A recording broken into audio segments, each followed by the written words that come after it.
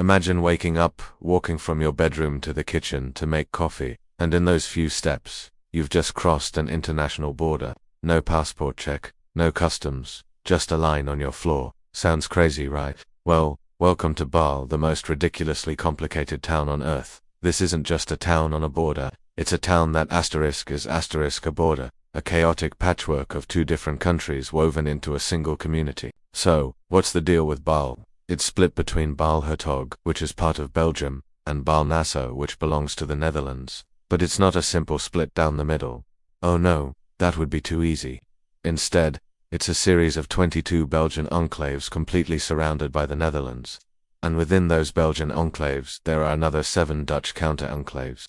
It's like a geographical Russian doll, a matryoshka of sovereign land that makes your head spin. Walking through Baarle is a surreal experience. You'll see white crosses painted on the sidewalks, marking the exact line where Belgium meets the Netherlands. A single street can have houses on one side in Belgium and houses on the other side in the Netherlands. You might be enjoying a Belgian beer at a cafe, while your friend at the table across the street is technically in a different country. The borderline slices right through buildings, homes, shops, restaurants, you name it. There's even a story of one house where the borderline ran straight through the front door. Now, you might be wondering, how on earth did this happen? To understand this puzzle, we have to rewind the clock all the way back to the 12th century. It all started with medieval land swaps, treaties, and feudal lords.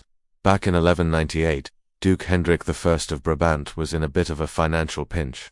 He sold off some of his land to Godfried of Schoten, the Lord of Breda. But Hendrik, being a clever duke, held on to the most fertile, tax-generating plots for himself. These scattered plots of land, handed down through centuries of dukes, lords, and eventually nations, became the Belgian enclaves we see today. For hundreds of years, this messy arrangement was just a local quirk.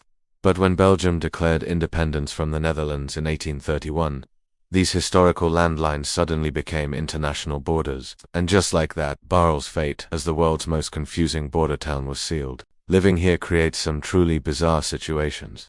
Let's talk about nationality. Which country do you belong to if your house is in both? The rule is simple. Your nationality is determined by where your front door is located. If your front door is in Belgium, you're a Belgian resident. If it's in the Netherlands, you're Dutch. This has led to some creative home renovations over the years.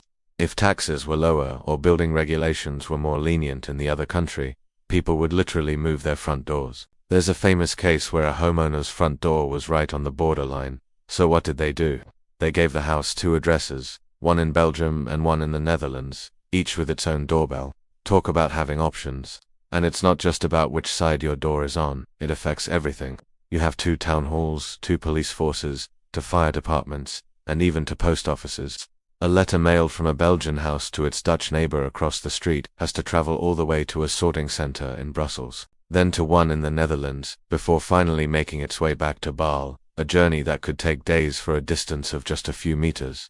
Think about shopping. On one side of the street, a supermarket might be Dutch, following Dutch laws and closing on Dutch holidays. Directly opposite, a Belgian bakery will be operating on a completely different schedule, celebrating Belgian holidays. This used to be a huge deal when shop closing times were strictly regulated. On Sundays, when Dutch shops were required to close, the Belgian shops in Baarle would be bustling with Dutch customers crossing the street for their groceries. The Dutch shopkeepers weren't too happy about this, of course, leading to what was playfully called the shop closing time war. The tax differences between the two countries also created a unique economy. For a long time, things like gasoline and fireworks were cheaper in Belgium. So what did you get? Gas stations and firework shops popping up strategically on the Belgian side of the border, attracting floods of Dutch customers. This leads to a funny sight. You'll see a row of fireworks shops, all located within a few meters of each other, sitting right on a Belgian piece of land. It's a perfect example of how these invisible lines on a map have very real, and sometimes very strange, economic consequences. This brings us to Baarle's wild and notorious past as a smuggler's paradise. Given the maze-like border, it was incredibly easy to move goods illegally from one country to another. During and after World War I, when rationing was in effect, smuggling became a way of life for many. People would sneak butter, cattle, and other essentials across the border. A common trick was to strap blocks of butter to their bodies underneath baggy clothes, earning them the nickname butter women. The smuggling got even more sophisticated over time. One clever method involved a local factory that the border ran right through. Smugglers would drive a truck loaded with goods into the factory from the Dutch side, unload it inside, and then have another truck drive out the Belgian side with the same goods, having magically crossed the border without ever technically being on a public road, where customs officials might be waiting.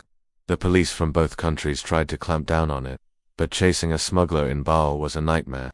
A Belgian officer couldn't arrest someone once they stepped over the line into the Netherlands, and vice versa. It was a cat-and-mouse game played out across living rooms and backyards. Today, with the European Union and open borders, the smuggling has largely become a thing of the past, more of a folk legend than a daily reality. But the dual identity of the town is stronger than ever.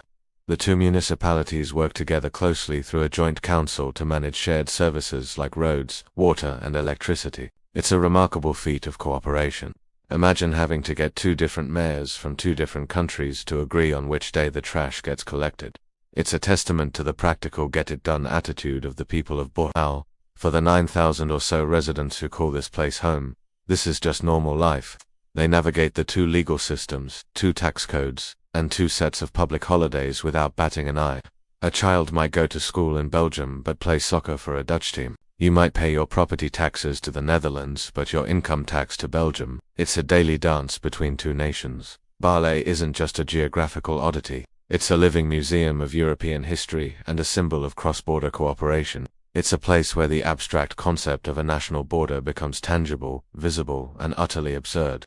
You can literally stand with one foot in Belgium and the other in the Netherlands, pondering the strange and wonderful ways that history has shaped our world. It reminds us that borders are, at the end of the day, human creations, lines drawn on a map that can be redrawn, ignored, and even lived in.